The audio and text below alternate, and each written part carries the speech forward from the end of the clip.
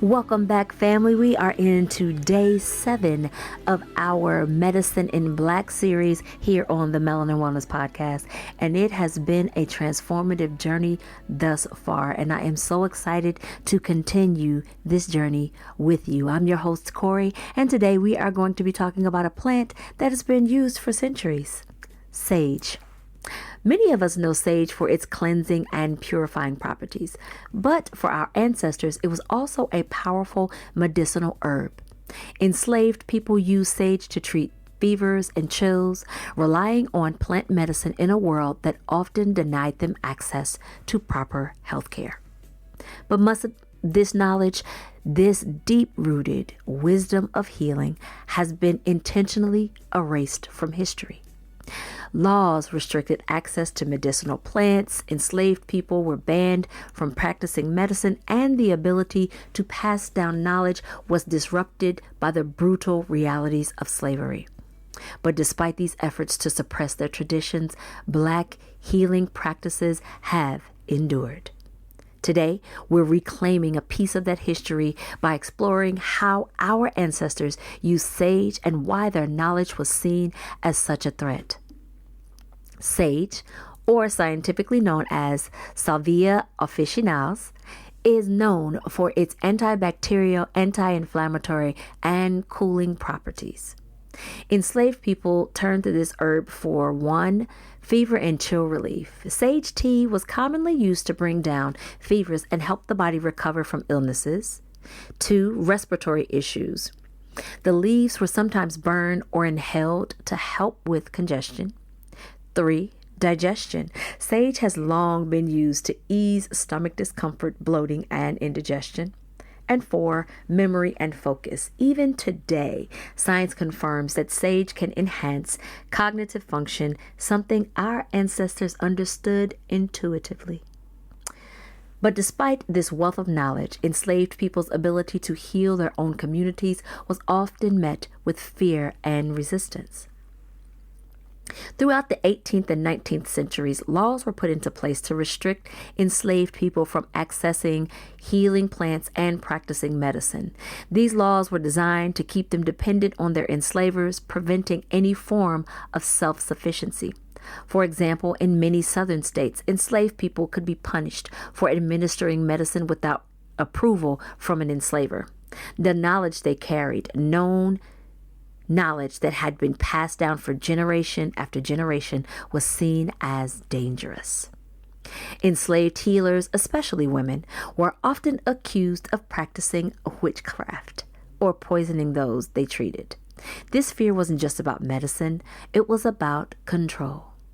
If an enslaved person could heal, they had power, and power was something the system of slavery sought to strip away.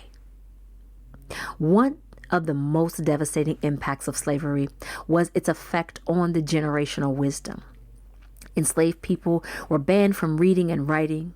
This meant that they couldn't record their medicinal knowledge in books or journals. And unlike European healing traditions, which were often documented, Black herbalism was forced to remain oral, making it easier to erase over time.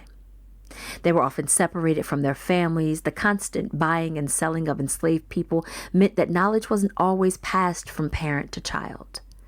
And they were also forced into secrecy.